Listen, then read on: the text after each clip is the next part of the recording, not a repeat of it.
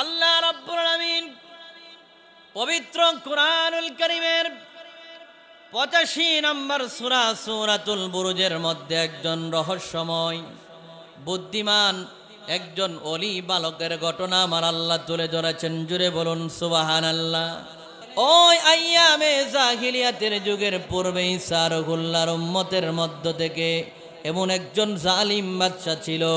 ওই জালিম বাদশার ছিল একজন বড় জাদুকর। জুড়ে বলুন না নাউযুবিল্লাহ। ওই জাদুকর যখন বৃদ্ধ হয়ে গেল, বাবাজিরা আমার গভীর মনোযোগ অন্তরের কান লাগায়া দেন। ওই জাদুকর যখন বৃদ্ধ হয়ে গেল, বৃদ্ধ হয়ে যাওয়ার পরে বাদশার দরবারে ডাক দিয়া বলেন, বাদশা আমার, আমি তো বৃদ্ধ হয়ে গেলাম, আমার যেই কোনো সময় মৃত্যু হয়ে যেতে পারে, কিন্তু আমার মৃত্যুর পরে আমার এই জাদুবিদ্যাগুলা কে করবে? আর এই জাদুবিদ্যা দিয়ে আপনাকে কে রক্ষা করবে? ও বাদশাহ, একটা কাজ করেন না। আপনি বলে কি কাজ করব? আপনি একটা বুদ্ধিমান বালক আমাকে দেন, যেই বালকটারে আমি জাদু বিদ্যাগুলা শিক্ষা দিয়ে যাব, আর ওই জাদু বিদ্যার মাধ্যমে এই বালকটা আপনাকে বিভিন্ন বিপদ থেকে রক্ষা করবে। জোরে বলুন নাউযুবিল্লাহ। ওই বনি ইসরাইলের মধ্যে ওই বাদশা বললেন, ঠিক আছে, এ জাদুকর, আমি তোমার একজন বুদ্ধিমান বালক দিব, ওই বালকটারে তুমি তোমার জাদুবিদ্যাগুলা শিক্ষা দিবা। এবার ওই বড় ভয়ঙ্কর জাদুকর বললেন, ঠিক আছে, আমি তো বৃদ্ধ হয়ে গেছি, ওই বুদ্ধিমান বালকটারে আমি আমার জাদুবিদ্যাগুলা শিখাইয়া দিব। এই কথা বলার পরে বাবাজিরা আমার গভীর মনোযোগ অন্তরের কান লাগায়া দেন। এবার বাদশাহ তার কাছে একটা বুদ্ধিমান বালকরে পাঠায়া দিল। আল্লাহু আকবার বলেন। এবার জাদুকরের কাছে যখন ওই বুদ্ধিমান বালকটা গেল, যাওয়ার পরে ওই বালকটা বড় বুদ্ধিমান, তীক্ষ্ণ মেধার অধিকারী ছিল। যেই রাস্তা দিয়া যাইতো, যাওয়ার পথে একজন আল্লাহর ওলির একটা গির্জা ছিল। ওই গির্জার মধ্যে দেখলেন একজন আল্লাহর ওলি সাধক। ওই ব্যক্তিটা গির্জার মধ্যে আবাদত করে, আমার আল্লাহর উপরে ঈমান এনে রব্বুল আলামিনকে ডাকে, জিকির আজকার করে। জোরে বলুন না আল্লাহু আকবার। এই জন্য জাদুকর ওই বালকটারে যখন বললেন, বালক রে, তুমি আমার দরবারের মধ্যে প্রত্যেক দিন আসবার, জাদুবিদ্যাগুলা আমার কাছ থেকে, এই জাদুর মন্ত্রগুলা তুমি শিক্ষা করবা, আর এইগুলা শিক্ষা করার পরে আমার বাদশারে তুমি বাঁচাইবা। এই কথা বলার পরে ওই বালক ব্যক্তিটা, বুদ্ধিমান বালকটা মনে মনে চিন্তা করলো, ওই যে জাদুকরের কাছে যায়, ওই জাদুকরের কাছে যাইতে তো একটা গির্জা দেখা যায়, ওই গির্জাটার মধ্যে তো একজন বৃদ্ধ আল্লাহর ওলি ইবাদত বন্দেগী করে। ওই জাদুকর সত্যি না, ওই সাধক ব্যক্তিটা সত্যি, কে আল্লাহ তাআলার প্রিয় বান্দা, এটা যাচাই করার জন্য বালক ব্যক্তিটা যাওয়ার সময় একবার আল্লাহর ওলির ওই গির্জার মধ্যে যায়, আসার সময় আবার আল্লাহর ওলির গির্জায় যায়। এইভাবে যাইতে যাইতে আল্লাহর ওলির গির্জায় যাইতে যাইতে তার ভিতরে কামালিয়াত হাসিল হয়ে গেছে। জোরে জোরে বলুন আল্লাহু আকবার। ওরে অলিদের অলি যিনি গাউসুল আজম জিলানী, অলিদের গাউসুল আজম জিলানী, বাগদাদে জন্ম কুতুবে রব্বানী, গাউস বাগদাদে জন্ম কুতুবে। অলির পাওয়ার আছে না নাই? অলির পাওয়ার আসেনি? এই জন্য ওই বালকটা প্রত্যেক দিন আল্লাহর অলির দরবারের মধ্যে যাওয়ার সময় একবার যাইতো, আবার আসার পথেও যাইতো। আর জাদুকর ব্যক্তিরা প্রত্যেক দিন বালককে মারধর করত, বলতো প্রত্যেক দিন আসার সময় তোমার কেন দেরি হয়? এবার আল্লাহর অলির দরবারে ওই বালক ব্যক্তিরা ডাক দিয়ে বলেন, হো আল্লাহর ওলি, আমি যে আপনার দরবারের মধ্যে আসি, এই জন্য জাদুকর আমাকে প্রত্যেক দিন আঘাত করে মারধর করে। আল্লাহর ওলি বলে, বুদ্ধিমান বালক রে, তোমারে যেহেতু জাদুকর মারধর করে অত্যাচার করে, এই জন্য তোমারে আমি একটা বুদ্ধি শিখায়া দিচ্ছি।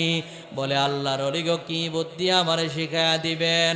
আল্লাহর ওলি বললেন, তুমি যখন জাদুকরের কাছে যাইবা, যাওয়ার পরে বলবা আমাকে বাড়ি থেকে দেরি করে পাঠানো হয়েছে। আর যখন বাড়ির মধ্যে যাইবা, যখন বাড়ির তারা জিজ্ঞেস করবে কেন দেরি হলো, তখন বলবা আমাকে জাদুকর দেরি করে পাঠাইছে। জুড়ে বলুন না আল্লাহু আকবার। এইভাবে দীর্ঘদিন ওই বুদ্ধিমান বালকটা যখন আল্লাহর ওলির গির্জায় যায় আর আরেক দিক দিয়া জাদুকরের কাছে যায়, যাইতে যাইতে একদিন হঠাৎ করে যে রাস্তা দিয়া চলাফেরা করত, ওই রাস্তাটা ছিল জংলার একটা রাস্তা। ওই জংলা থেকে হঠাৎ করে একটা হিংস্র প্রাণী রাস্তার মধ্যে এসে দাঁড়ায় আছে। কেউ কেউ বলেছেন বিশাল বড় একটা বাঘ ওই হিংস্র প্রাণী রাস্তার মধ্যে দাঁড়িয়েছিল, আর কেউ কেউ বলেছে একটা অজগর সাপ দাঁড়িয়েছিল। এমন তো অবস্থায় বালক ব্যক্তিটা, ওই বুদ্ধিমান বালকটা ডাক দিয়া কই, আল্লাহ এটাই আমার বড় সুযোগ, আজকেই আমি বুঝতে পারবো ওই জাদুকরের ধর্ম সঠিক না আল্লাহর ওলির ধর্ম সঠিক। এই কথা বলে তার হাতের মধ্যে একটা পাথর নিল, নিয়া বলল, আল্লাহ গো, তোমার কাছে যদি ওই ধর্মযাজক আল্লাহর ওলি যদি ওই জাদুঘরের চাইতে প্রিয় হয়ে থাকে, তাহলে তোমার দরবারের মধ্যে আমি এই যে পাথরটা আছে, এই পাথরটা দিয়া ওই হিংস্র প্রাণীটার দিকে আঘাত করছি। যদি ওই আল্লাহর ওলি সঠিক ধর্মে থেকে থাকে আর তোমাকে যদি মেনে থাকে, তাহলে তুমি এই পাথরের আঘাতে ওই হিংস্র প্রাণীটারে মৃত্যু দিয়ে দাও। জুড়ে বলুন আল্লাহু আকবার। ওই বালকটা যখন একটা পাথর দিয়া আল্লাহর ওলির কথা বলে, যখন আল্লাহর নামে ওই পাথরটা দিয়ে যখন হিংস্র প্রাণীটারে আঘাত করলো, আঘাত করতে দেরি রে বাবাজিরা আমার, করার সঙ্গে সঙ্গে ওই হিংস্র প্রাণীটা মৃত্যুবরণ করলো। মৃত্যুবরণ করার পরে ওই এলাকার লোকগুলা চতুর্দিকে যে দাঁড়ায় দাঁড়ায় এই দৃশ্যগুলা দেখতেছিল, তারা বলতে লাগলো, এটা আবার কোন বালক, যেই বালক ছোট একটা পাথরের আঘাত দিয়া এই হিংস্র প্রাণীটারে মৃত্যু মেরে ফেলেছে। এই বালক সাধারণ কোনো বালক নয়, এটা অবশ্যই আল্লাহর একজন বড় ওলি হবে। জুড়ে বলুন আল্লাহু আকবার। এবার এলাকার মানুষেরা সবাই ওই বালকের কাছে পানি পরা আনতে যায়। আল্লাহু আকবার বলে। এই বালকের কাছে কুষ্ঠ রোগী গিয়ে যখন কুষ্ঠ রোগের জন্য পানি পরা আনে, জারফুক করলে কুষ্ঠ রোগ ভালো হয়ে যায়। এই বালকের কাছে কোনো অন্ধ ব্যক্তি ওই বালকের কাছে যাওয়ার পরে ওই বালক অন্ধ ব্যক্তির চোখের দিকে যখন দম করে জারফুক করে, অন্ধ ব্যক্তি সুস্থ হয়ে যায়, চোখের দৃষ্টি ফিরে আসে। এমন তো অবস্থায় এলাকার মানুষেরা ওই বালকের কাছে যখন চিকিৎসা নেওয়ার জন্য যাওয়া শুরু করে দিল, যাইতে যাইতে অনেক মানুষ যাওয়া লাগলো। এলাকার মধ্যে যখন তার প্রচার প্রসার শুরু হয়ে গেল, আল্লাহু আকবার বলেন। এলাকার মধ্যে যখন প্রচার প্রসার শুরু হয়ে গেল, হয়ে যাওয়ার পরে ওই বালকের কাছে ওই যে জালিম বাদশা ছিল, ওই বাদশার একজন মন্ত্রী ছিল। ওই মন্ত্রীটা অন্ধ ছিল। ওই অন্ধ মন্ত্রীর কাছে এই বালকের কথা যখন পৌঁছে গেল, অন্ধ ব্যক্তি অনেকগুলা স্বর্ণ মুদ্রা নিয়া বালকের কাছে আসলো, এসে বলল, হে বালক, তুমি নাকি অন্ধ ব্যক্তিকে ভালো করতে পারো, তুমি যদি আমার এই অন্ধ চোখের দৃষ্টি যদি ফিরিয়ে দিতে পারো রে, তাহলে আমি তোমাকে এই সবগুলা স্বর্ণ মুদ্রা দিয়ে দিব। জুড়ে বলুন না আল্লাহু আকবার। বালক বলে, আপনি আমারে যদি দুনিয়ার সমস্ত কিছু লিখে দেন, আমি আপনার চোখ ভালো করতে পারবো না, কেননা ভালো করার মালিক আমি না, ভালো করার মালিক যিনি তিনি কে? আর জোরে বলুন না কে? বালক বলল, আমি হচ্ছি মাত্র উসিলা। আপনি যদি আমার আল্লাহ রাব্বুল আলামিনের উপরে ঈমান আনেন, তাহলে আমি আপনার জন্য দোয়া করতে পারি, আমার আল্লাহ তাআলা হয়তো আপনার চোখের দৃষ্টি ফেরায়া দিতেও পারে। বালককে এই কথা বালক বলার পরে ওই মন্ত্রী ডাক দিয়ে বলল, বালক রে, ঠিক আছে, আমি আল্লাহ তাআলার উপরে ঈমান আনলাম। এই কথা বলার পরে ওই বালকটা যখন ওই মন্ত্রীর চোখের মধ্যে যখন হাত লাগায়া মুসা মানলেন, দিতে দেরি রে, ওই মন্ত্রীর দৃষ্টি শক্তি আমার আল্লাহ ফিরায়া দিতে দেরি করে নাই। জুড়ে বলুন সুবহানাল্লাহ। এবার মন্ত্রী আল্লাহ তাআলার এই মহিমা পাওয়ার পরে, তার চক্ষু ফিরায়া দেওয়ার পরে, ওই মন্ত্রী যখন পরের দিন রাজ দরবারে ওই বাদশার দরবারে গেল, যাওয়ার পরে ওই জালিম বাদশাহ ডাক দিয়া বলে, ও মন্ত্রী, তুমি কি সেই মন্ত্রী না যেই মন্ত্রীর চক্ষুগুলা অন্ধ ছিল? তোমার এই চক্ষু কে ফিরাইয়া দিল? কে তোমার দৃষ্টি শক্তি ফিরাইয়া দিল? এই কথা বলার পরে মন্ত্রী ডাক দিয়ে বলেন, আমার আল্লাহ রাব্বুল আলামিন আমার দৃষ্টি শক্তি ফিরাইয়া দিছে। এই কথা বলার পরে জালিম বাদশাহ ডাক দিয়া বলে, হে মন্ত্রী, তোমার কি আমি ছাড়া আবার অন্য কোনো আরো রব আছে নাকি? অন্য কোনো তোমার ইলা আছে নাকি? তিনি বলেন, তিনি হচ্ছেন সেই ইলা যিনি আপনার রব, আমার রব, যিনি আপনাকে আমাকে সৃষ্টি করেছেন, তিনি হচ্ছেন আমার আল্লাহ। জোরে বলুন সুবহানাল্লাহ।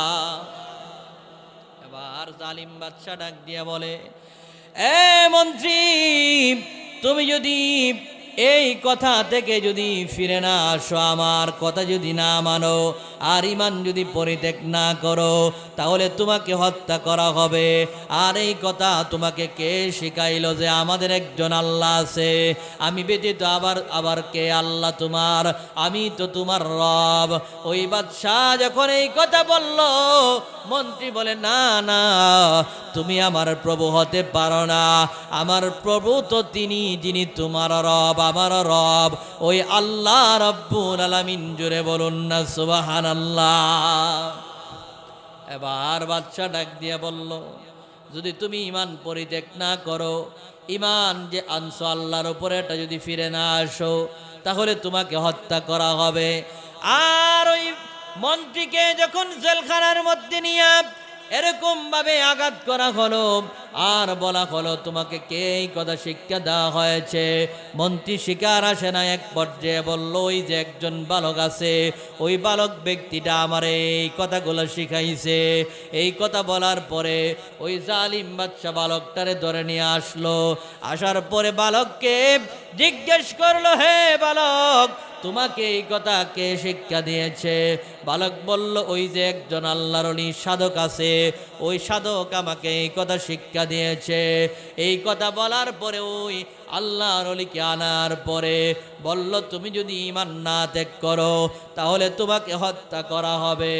এই কথা বলার পরে ওই আল্লাহর ওলিকে যখন আল্লাহর ওলি বলল, ও বাদশাহ, তুমি আমারে মারতে পারো, যা ইচ্ছা করতে পারো, কিন্তু আমি যে আল্লাহর উপরে ঈমান এনেছি, ওই আল্লাহকে ছাড়তে পারবো না, প্রয়োজনে আমাকে মারতে পারো। ওই কথা বলার পরে ওই বাদশাহ আল্লাহর ওলিকে করাত দিয়া মাঝখান দিয়া দুই টুকরা করে দিয়েছে। জুড়ে বলুন নাউজুবিল্লাহ।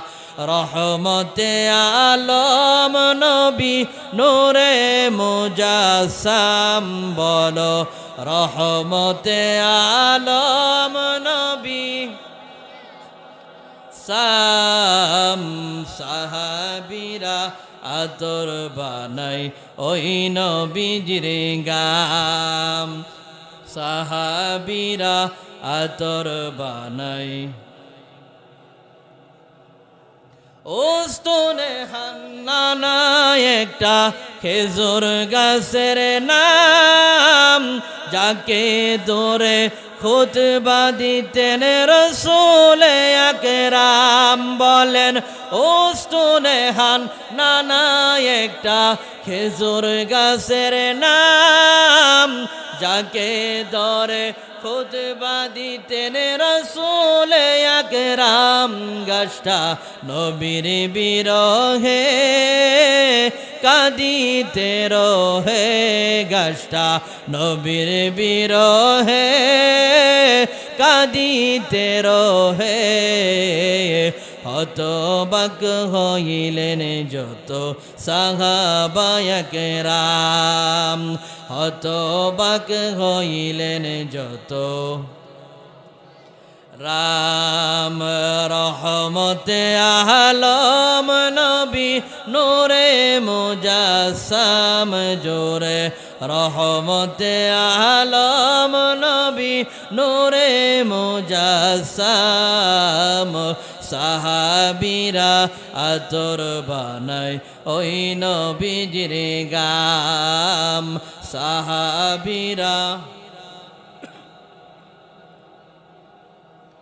চিনো জানো মানো কেমন আমার নবীজি যাহার পাগল চন্দ্র সূর্য তারকারাজি বাবা আরো শুনবানি সুন্দর কাহিনী বলো আরো শুনবানি সুন্দর কাহিনী জান্নাতের রোমে রোমে লেখা নবীর নাম জান্নাতের রোমে রোমে আম রহমতে আলম নবী নূরে মুজাসসাম বলো রহমতে আলম নবী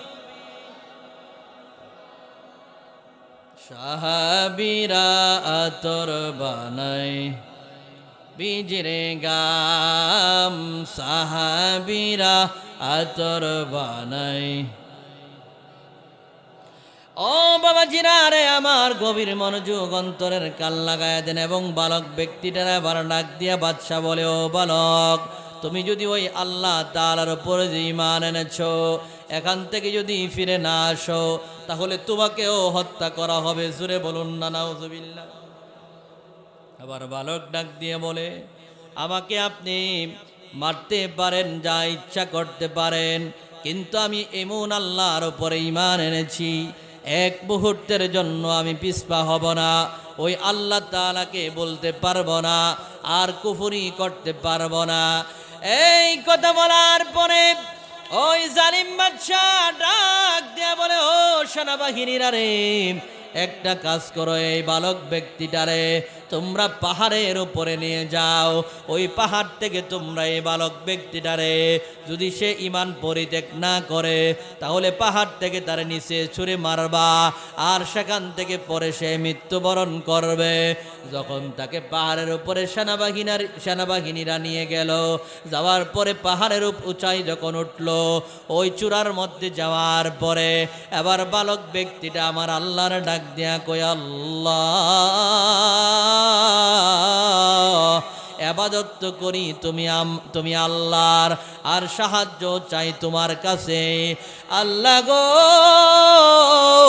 তুমি যদি আমাকে না বাঁচাও তাহলে কে বাঁচাইবে এই জালিম বাচ্চার হাত থেকে তুমি আমারে রক্ষা করো এই কথা বলে যখন ওই পাহাড়ের উপরে দাঁড়ায়া বালক ব্যক্তিটা আমার আল্লাহ রব্বুল আলামিনকে ডাক দিল রে ডাক দিতে দেরি ওই পাহাড়ের মধ্যে এমন একটা ভূমিকম্প শুরু হয়ে গেল ওই জালিম বাদশার সবগুলা সেনাবাহিনী ওই ভূমিকম্পের মধ্যে ওই পাহাড়ের উপর থেকে পড়ে জমিনের মধ্যে পড়ে তারা সকলে মৃত্যুবরণ করেছে জুড়ে বলুন আল্লাহু আকবার রাজদরবারে ফিরে আসলো আসার পরে বলে বাদশা এই তো আমি সুবহানাল্লাহ কোন বাদশা এই তো আমি তোমার না নিয়ে গেছিল সেনাবাহিনীরা ওই পাহাড় থেকে ছেড়ে মেরে ফেরার জন্য আমার সেনাবাহিনী যে পাঠাইলাম ওরা কোথায় আর তুমি কিভাবে ফিরে আসলা বাদশারে ওই বালক ব্যক্তি ডাক দিয়া কই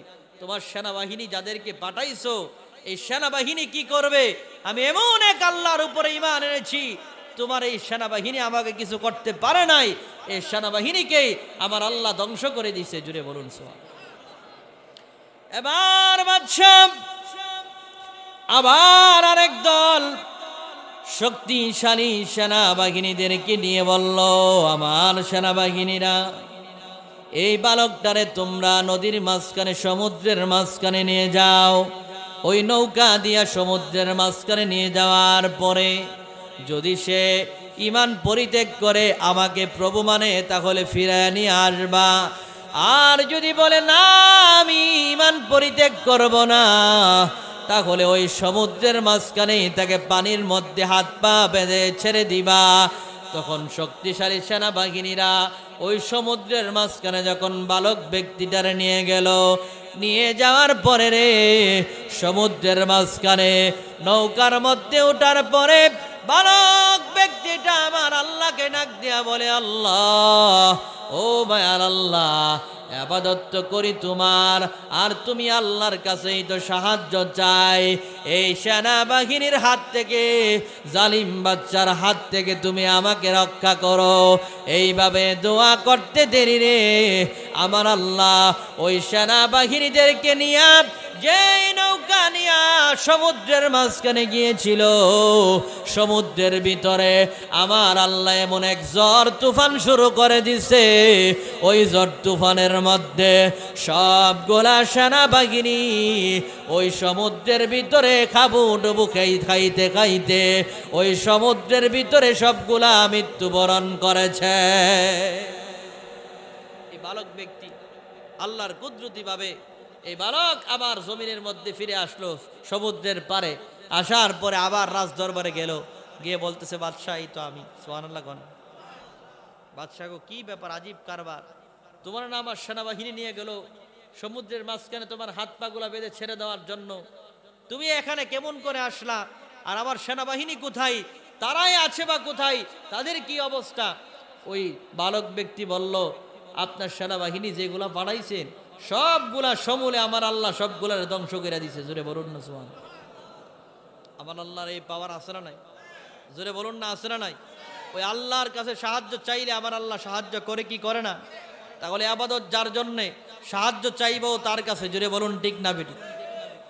এবার জালিম বাদশা চিন্তায় পড়ে গেল, কি করে এই বালককে হত্যা করব। এই বালককে যখন পাহাড়ে নিয়ে গেল, পাহাড়ের মধ্যে ওই আমার সেনাবাহিনী সবগুলা মরে ধ্বংস হয়ে গেছে। ওই পানির মধ্যে নিয়ে যাওয়ার পরে তারপরও মৃত্যু, তাকে মারা যায় না। কেমন করে এই বালককে হত্যা করব? এমন তো অবস্থায় বালক ব্যক্তিটা ডাক দিয়া বলে, ও জালিম বাদশাহ, তুমি যদি আমারে মারতে চাও, যত চেষ্টাই করো আমারে মারতে পারবা না। তবে আমি তোমার এমন কিছু ফর্মুলা বাতলাইয়া দিচ্ছি, যদি তুমি আমার নির্দেশ অনুযায়ী যদি আমাকে মারতে চাও, তাহলে আমার ফর্মুলা অনুযায়ী আমাকে মারতে পারবা, আর না হয় তুমি আমাকে হত্যা করতে পারবা না। জুড়ে বলুন না আল্লাহু আকবার। এবার জালিম বাদশা বলে, আবার কেমন ফর্মুলা? এবার বালক ব্যক্তিটা বলতে লাগলো, তুমি একটা কাজ করো, খোলা ময়দানের মধ্যে বিশাল একটা স্টেজের ব্যবস্থা করো, আর এলাকার সমস্ত মানুষগুলারে এখানের মধ্যে একত্রিত করার পরে ওই বিশাল একটা মাঠের মধ্যে একটা স্টেজ তৈরি করার পরে, বিশাল স্টেজ, উঁচু একটা স্টেজের মধ্যে আমাকে শুলের মধ্যে চড়ায়া উপরের মধ্যে উঠায়া আমার হাত পা গুলা বেঁধে দিয়া তুমি ওই কানের মধ্যে, হাতের মধ্যে তীর নিয়া যখন বিসমিল্লাহি রব্বিল গুলাম এই কথা বলে যখন তীর নিক্ষেপ করবা, দেখবা সঙ্গে সঙ্গে আমি শাহাদাত বরণ করেছি। জোরে বলুন সুবহানাল্লাহ। আচ্ছা বললো, ঠিক আছে, এই বালকরে তো যে কোনোভাবে মারতে হবে। জোরে বলুন ঠিক না বেটি? এই জন্য তার ফর্মুলা অনুযায়ী পরের দিন খোলা ময়দানের মধ্যে এলাকার যত লোক আছে সবাইকে দাওয়াত দেওয়া হলো যে আগামীকাল এই বালককে হত্যা করা হবে। এমন তো অবস্থায় খোলা ময়দানের মধ্যে বড় একটা স্টেজ করে ওই স্টেজের মধ্যে বালককে বেঁধে ফেলা হলো, আর চতুর্দিকে হাজার হাজার লক্ষ লক্ষ মানুষগুলা দাঁড়ায় আছে। এমন তো অবস্থায় বালক ব্যক্তি বলল, হে বাদশাহ, তুমি আমার রবের নামে তীর নিক্ষেপ করো। বিসমিল্লাহি রব্বিল গুলাম, এই বালকের রবের নামে আমি তীর নিক্ষেপ করছি। এইভাবে যখন আল্লাহর নাম নিয়ে যখন তীর মারলো, ওই বালকের কানের মধ্যে লাগার সঙ্গে সঙ্গেই বালক শাহাদাত বরণ করেছে। জুড়ে বলুন সুবহানাল্লাহ। কিন্তু এই দৃশ্য দেখার পরে বালকটাকে হত্যা করার মূল উদ্দেশ্য ছিল যেন এই জালিম বাদশার এলাকার মধ্যে কেউ যেন আল্লাহর উপরে ঈমান না আনতে পারে। কিন্তু এই দৃশ্য দেখার পরে এলাকার যত মানুষগুলা চতুর্পাশে দাঁড়ায়া ছিল, সমস্ত মানুষগুলা এক বাক্যে বলতে লাগলো, আমান্না বিরাব্বিল গুলাম, আমরা এই বালকের রবের প্রতি ঈমান আনলাম। জুড়ে বলুন সুবহানাল্লাহ। সঙ্গে সঙ্গে সবাই কালিমা পড়ে মুসলমান হয়ে গেছে। জুড়ে বলুন না সুবহানাল্লাহ। এবার তার মন্ত্রীরা বলতেছে, এ বাদশাহ, আপনি যেই কাজ করার জন্য তারে মারলেন যে উদ্দেশ্যে, এখন তো উদ্দেশ্যের উল্টা হয়েছে। এই ব্যক্তি মরার কারণে তো এলাকার সমস্ত মানুষগুলা এই দৃশ্য দেখে মুসলমান হয়ে গেছে। এখন তো বিপদ আরো বাড়ছে। জোরে কোন ঠিক না বেটি? বিপদ কি বাড়ছে না কমছে? কথা কই না, বাড়ছে না কমছে? এই বালককে মেরে ফেলার মূল কারণ কি ছিল? যে এলাকার মধ্যে সে ইসলামের কালিমার তাওহীদের দাওয়াত না দিতে পারে। কিন্তু এই দৃশ্য দেখে ওই এলাকার সমস্ত মানুষগুলা আল্লাহর উপরে ঈমান এনেছে। জুড়ে বলুন না সুবহানাল্লাহ। এবার বাদশাহ মনে মনে চিন্তা করলো যে কি করা যায়, তাদেরকে তো ঈমান থেকে ফিরিয়ে নিয়ে আসতে হবে। এই জন্য বাদশাহ নির্দেশ দিল যে প্রত্যেকটা রাস্তার মোড়ে মোড়ে একটা করে গর্ত করা হোক, আর ওই গর্তের মধ্যে জ্বলন্ত আগুনের তৈরি করার পরে ওইখানের মধ্যে লাকড়ি দিয়ে আগুন জ্বালিয়ে দেওয়া হোক। যারাই ঈমান আনবে আর এক আল্লাহকে বিশ্বাস করবে, ঈমান পরিত্যাগ না করলে তাকে ওই আগুনের মধ্যে ফেলে দেওয়া হবে। জুড়ে বলুন না সুবহানাল্লাহ। এলাকার মানুষগুলো একটার পর একটা তাদেরকে যখন আগুনের গর্তে দেওয়া শুরু করলো, দেওয়া অবস্থায় এক একজনকে দেওয়ার সময় তারা কেউ ঈমান পরিত্যাগ করে নাই। তাদের ঈমান কত মজবুত ছিল। জুড়ে বলুন না আল্লাহু আকবার। এমন অবস্থায় একজন মা, ওই মার কোলের মধ্যে একটা শিশু সন্তান ছিল। ওই মা যখন আগুনের মধ্যে ঝাঁপ দিবে কি দিবে না এরকম সময় চিন্তা করতে লাগছিল। চিন্তার মধ্যে পড়ে গেল যে আগুনের মধ্যে ঝাঁপ দিবে কি দিবে না, ইতস্ত করতেছিল। এমন তো অবস্থায় শিশু বাচ্চাটা, দুধের বাচ্চাটা বলতে লাগলো, মা, এই আগুনের মধ্যে ঝাঁপ দিতে দেরি আল্লাহ তাআলার তৈরি জান্নাতে প্রবেশ করতে দেরি করবে না। জুড়ে বলুন না সুবহানাল্লাহ। সঙ্গে সঙ্গে মাও ওই শিশুটাকে নিয়ে ওই আগুনের মধ্যে ঝাঁপ দিল। জুড়ে বলুন না সুবহানাল্লাহ। এই জন্য আল্লাহ এই ঘটনা সূরা বুরুজের মধ্যে আল্লাহ বলেন, কুতিলা আসহাবুল উখদুদ।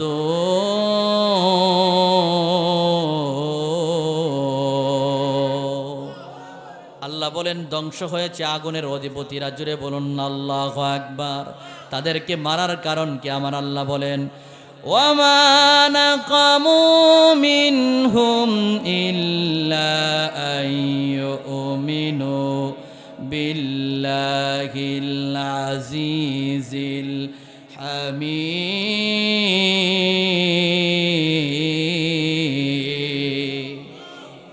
আল্লাহ বলেন, আর তারা তাদেরকে হত্যা করার, তাদের উপরে নির্যাতন, নিপীড়ন, জুলুম করার একটাই মাত্র কারণ, যে এই জন্য তাদেরকে তারা হত্যা করেছে। একটাই মাত্র কারণ, তারা মহাপরাক্রমশালী প্রশংসিত আল্লাহ তাআলার উপরে ঈমান এনেছিল। জোরে বলুন সুবহানাল্লাহ। এই জন্য ঈমান আনলে পরীক্ষা আছে না নাই? এই জোরে বলুন না, আছে না নাই? আর এই পরীক্ষার মধ্যে পড়লেই কি আল্লাহকে ভুলে যাওয়া যাবে? রসুল ছাড়া যাবে? সর্ব অবস্থায় নবীর মহাব্বত অন্তরে রাখা লাগবে কি লাগবে না? নবীকে কিয়ামতের ময়দানে লাগবে কি লাগবে না? কবরে রসুল লাগবে কিনা? হাসরে নবী লাগবে কিনা? মিজানে পুলসিরাতে প্রত্যেকটা গাটে গাটে আমার রসুলের দরকার আছে না নাই? জুড়ে বলুন না, আছে না নাই? অনেকে বলবেন, হুজুর রসুলের কথা আপনারা কেন বেশি বেশি বলেন? কারণ আমার নবী কবরে, হাসরে, মিজানে পুলসিরাতে প্রত্যেকটা গাটে গাটে আমার নবী আমার উম্মতকে তরাবে, আমার নবী আমাদেরকে তরাবে। এই জন্য আমরা তো আমার রসুলের কথা সর্ব অবস্থায় বলি। রসুলকে মহাব্বত করতে হবে নিজের জানের চাইতে আরো বেশি। যারা রসুলকে মহাব্বত করবে তাদের জন্যই আমার রসুল সুপারিশ করা আমার নবীর জন্য ওয়াজিব হয়ে যাবে। জুড়ে বলুন সুবহানাল্লাহ। এই জন্য রসুলের পক্ষে থাকবেন, ওলি আল্লাহর পক্ষে থাকবেন, আমার রসুলকে মহাব্বত করবেন, মা বাবার খেদমত করবেন। মা বাবার খেদমতের দরকার আছে না নাই? জোরে বলুন না, আছে না নাই? আর 5 ওয়াক্ত নামাজ জামাতের সাথে আদায় করার দরকার আছে না নাই? কেউ ইবাদত করার দরকার আসেনি? বাবা আসেনি? অনেকে তো নামাজ পড়তে চায় না। নামাজ পড়ে কি করাম, সারা জীবন ফাপ টাপ করছি, এখন আর ফাপ করলে আর মাফ চাইলে আর নামাজ পড়লে কি হইব, এই কথা বলে কি বলে না? এই জন্য আল্লাহর রসুল বলেন আশা এবং বই এই দুই জিনিসের মাঝখানে ঈমান নিহত। আল্লাহ তাআলার কাছে জান্নাতের আশাও রাখতে হবে, আবার জাহান্নামের বই অন্তরে থাকতে হবে। জুড়ে বলুন ঠিক না বেটি? এই জন্য হযরত ওমর বলেন যে গোটা পৃথিবীর সমস্ত মানুষের মধ্যে আল্লাহ যদি একজন মানুষকে জান্নাতে দেয়, তাহলে আমি ওমর মনে করি, যখন আশা রাখি, আশার ক্ষেত্রে আমি মনে করি যে গোটা পৃথিবীর সমস্ত মানুষ যদি জাহান্নামে যায় আর একজন ব্যক্তিকে যদি আল্লাহ জান্নাত দেয়, আমি মনে করি যে ওই ব্যক্তিটা আমি ওমর হব। জুড়ে বলুন সুবহান। আবার তাকওয়ার ক্ষেত্রে, বইয়ের ক্ষেত্রে আমি ওমর মনে করি গোটা পৃথিবীর সমস্ত মানুষগুলাকে যদি আল্লাহ জান্নাতে দেয় আর একজন ব্যক্তিকে যদি আল্লাহ জাহান্নামে দেয়, আমি উমরের বড় বই হই, না জানে আমি উমরের নামটা ওই তালিকার মধ্যে একজনের তালিকায় চলে যাই কিনা। এই জন্য উমর চিন্তা করতেন জান্নাতের সার্টিফিকেট পাওয়ার পরেও তাকওয়া অবলম্বন করতেন, জাহান্নামের ভয়ে কান্দন করতেন। এই জন্য বাবাজিরা আমার, অনেকে অনেক বছর সারা জীবন কাটায় ফেলছেন, নামাজ পড়েন নাই, রোজা রাখেন নাই, জীবনটা কাটায় ফেললেন, দাড়িগুলা বাবা সাদা হয়ে গেছে, মনে মনে ভাবতেছেন হুজুর আল্লাহ কি আমারে আর মাফ করব? আল্লাহর কসম, আল্লাহি বিল্লাহি তাল্লাহি, গোটা জীবন বড় অন্যায় অপরাধ করে ফেলেছেন, কিন্তু করার পরে আমার আল্লাহর কাছে যদি মাফ চান, আমার আল্লাহ বলেন বান্দা, সাধারণ বান্দাগুলারে আমি আল্লাহ যতটা মহাব্বত করি, কোনো বান্দা পাপ করার পরে আমি আল্লাহর কাছে ক্ষমা চাওয়ার পরে আমি আল্লাহর কাছে ওই বান্দাটা আগের চাইতে আরো প্রিয় হয়ে যায়। জুড়ে বলুন সুবহান। আমার কথা না আল্লাহর কথা। সূরা বাকারার মধ্যে আল্লাহ বলেন ইন্নাল্লাহা ইউহিব্বুত তাওয়াবিনা ওয়া ইউহিব্বুল মুতাতাহহিরিন।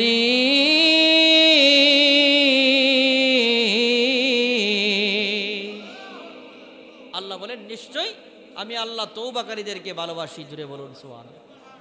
তাহলে আল্লাহ তওবা করলে তাদেরকে আরো বেশি মহাব্বত করে। জুড়ে বলুন ঠিক না বেটি? এই জন্য বাবা আল্লাহর রসুল বলেন, হে বান্দা, তোমার পাপের পরিমাণ আর কত হতে পারে? হে উম্মত, তোমার পাপের পরিমাণ আর কতই হতে পারে? তুমি আল্লাহর কাছে ক্ষমা চাইতে লজ্জাবোধ করো, অথচ আমার আল্লাহ বলেন লা তাকনাতু মির রাহমাতিল্লাহ। হে বান্দা, পাহাড় পরিমাণ গুনাহ যদি করো, তারপরেও আমি আল্লাহর রহমতের দরিয়া থেকে নিরাশ হয়ে যেও না। তোমার গুনার পরিমাণ আর কতই রে বান্দা? তোমার গুনার পরিমাণ আসমান জমিন অথবা সমুদ্রের চাইতে বেশি হতে পারে, 7 আসমানের চাইতে বেশি হতে পারে, 7 জমিনের চাইতে বেশি হতে পারে, কিন্তু আমার আল্লাহর রহমতের দরিয়ার থেকে তো তোমার গুনার পরিমাণ বেশি হতে পারে না। এই জন্য আমার আল্লাহর কাছে বান্দা ক্ষমা চাইতে দেরি, আমার আল্লাহ তোর গুনাহ ক্ষমা করতে দেরি করবে না। জুড়ে বলুন ঠিক না বেটি? ওই আল্লাহর কাছে ক্ষমা চাওয়ার দরকার আছে না নাই? আর জুড়ে কন্যা আছে না নাই? এই দাড়িগুলা সাদা করে ফেলছেন, জীবনে আগে নামাজ পড়েন নাই, আগে রোজা রাখেন নাই, অন্যায় অপরাধ করছেন, আজকেই আসুন তওবা করে ফিরে আসুন। আর এই মাহফিলেই বলেন আল্লাহ সারা জীবন বড় অন্যায় করেছি, অপরাধ করেছি, জীবনটা বড় আল্লাহ অপরাধ করেছি, নামাজ পড়ি নাই, রোজা রাখি নাই। আল্লাহ আমি তো তোমারই গোলাম, তোমারই বান্দা। আল্লাহ তুমি যদি আমারে তারায়া দাও, আমি আর কার দরবারে গিয়া চাইবো? আল্লাহ কে আমার গুনাহ ক্ষমা করতে পারে আর কে আমাকে মাফ করতে পারে? আল্লাহ একমাত্র তো তোমারই গোলামি করি। আল্লাহ পাপ করছি সত্য, কিন্তু তোমার কাছে তো মাপ চাই। আল্লাহ আল্লাহর কাছে গভীর রাত্রে অন্ধকারের মধ্যে চোখের পানি ছেড়ে যদি আল্লাহর কাছে ক্ষমা চাইতে পারেন, আল্লাহর কসম আল্লাহর কাছে চোখের পানি ছেড়ে ক্ষমা চাইতে দেরি আমার আল্লাহ আপনাকে বেগুনা মাসুম বানাইতে দেরি করবে না। জুড়ে বলুন ঠিক না বেটি? এই জন্য বাবা কার কখন কোন সেজদা আল্লাহর কাছে কবুল হয়ে যায় বলা যায় না। আল্লাহ বলেন ওয়াবুদ রাব্বাকা হাত্তা ইয়াতিয়াকাল ইয়াকিন। হে বান্দা বান্দিরা, ইয়াকিন আসার আগ পর্যন্ত, মৃত্যুর আগ পর্যন্ত ইবাদত বন্দেগী করো। তাহলে কোন সেজদাটা আমার মালিকের দরবারে পছন্দ হয়ে যায় কেউ জানি না, কারণ একটা সেজদার বিনিময়ে আমার আল্লাহ আপনাকে আমাকে মাফ করতে পারে কি পারে না? এই জোরে কন্যা পারে কি পারে না? আমার আল্লাহর দরবারে যদি একটা গোটা জীবনের যদি একটা সেজদাও মালিকের দরবারে কবুল হয়, এক সেজদার বিনিময়ে আমার আল্লাহ আপনাকে আমাকে মাফ করতে পারে। আমার আল্লাহর কাছে যদি একটা আমল আপনার কবুল হয়ে যায়, পছন্দ হয়ে যায়, একটা আমলের কারণে আমার আল্লাহ আপনারে মাফ করে দিতে পারে। এই জন্য বাবাজিরা আমার, বেশি বেশি করে ইস্তেগফার করবেন, বেশি বেশি করে নেক আমল করবেন, বেশি বেশি করে তাহাজ্জুদ পড়বেন। এই নামাজ রোজা করার কারণে যেই কোনো একটা ইবাদত যদি আল্লাহর কাছে কবুল হয়, এটার বিনিময়ে আমার আল্লাহ জান্নাত দিতে পারে কি পারে না? আরো জোরে বলুন না, পারে কি পারে না? আর আমার যুবক ভাইদেরকে পায়ে হাত রেখে বলে যায়, এ যুবক ভাই, তোমার পায়ে হাত রেখে বলে যায়, মা বাবার অন্তরে কষ্ট দিও না, মা বাবারে বুড়া বুড়ি বলে গালি দিও না, মা বাবারে কষ্ট দিও না।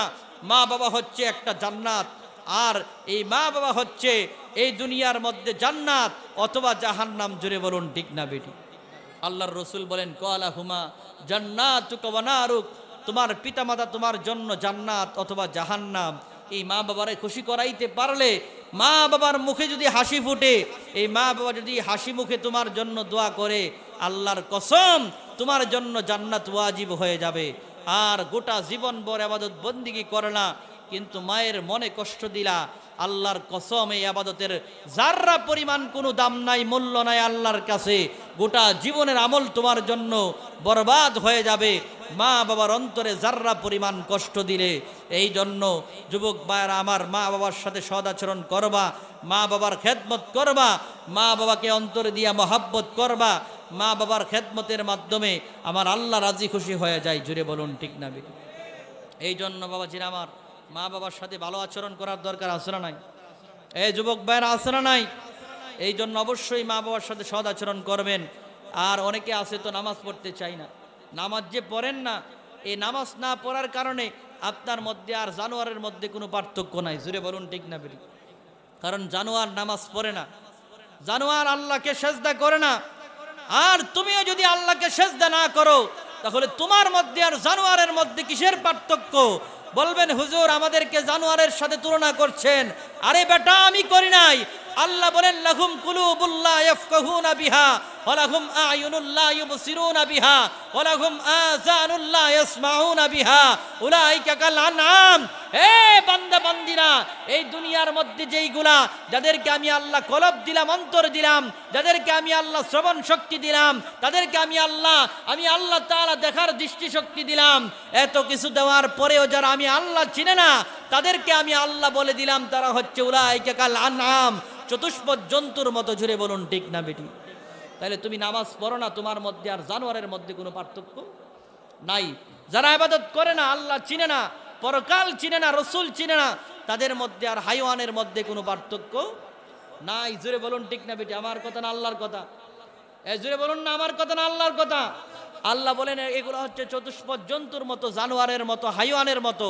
এই জন্য আল্লাহর ইবাদত না যারা করে না, আল্লাহকে যারা মানে না, পরকাল যারা বিশ্বাস করে না, রসুল যারা মানে না, রসুলকে যারা মহাব্বত করে না, তাদের মধ্যে আর জানোয়ারের মধ্যে কোনো পার্থক্য নাই। জুড়ে বলুন ঠিক না বেটি? আর কিছু আছে না নিমুখ হারাম। কয়েকদিন পরে দেখবেন মাহে রমজান মাস আসতেছে, যেই রব্বুল আলামিন আপনাকে আমাকে এই অক্সিজেনের ব্যবস্থা করলো, এত কিছু খাবারের ব্যবস্থা করলো, রিজিকের ব্যবস্থা করলো, সব কিছু আমার আল্লাহ ব্যবস্থা করে দিল। কিন্তু তারপরেও কিছু নাফরমান আছে, হাইওয়ান জানোয়ারের মতন কিছু জানোয়ার আছে, যেইগুলা দেখবেন মাহে রমজান মাস আসার পরেও আল্লাহর হুকুম রোজারা রাখতে চাই না। আছে না নাই? জোরে বলুন না, আছে না নাই? তাইলে বোঝা গেল তারা রোজা রাখার ক্ষমতা থাকার পরেও যারা রোজা রাখে না, এগুলার মধ্যে আর হাইওয়ানের মধ্যে কোনো পার্থক্য নাই। জুড়ে বলুন ঠিক না বেঠিক? মাহে রমজান মাসে আল্লাহর হুকুম, মাহে রমাদানের রোজা যারা করে না, পালন করে না, সিয়াম যারা রাখে না, সামর্থ্য থাকা সত্ত্বেও, ওই ব্যক্তি রোজা রাখার মতন সামর্থ্য আছে, সুস্থ আছে, থাকার পরেও যারা রোজা রাখে না, তার মধ্যে আর হাইওয়ানের মধ্যে কোনো পার্থক্য নাই। জুড়ে বলুন ঠিক না বেঠিক?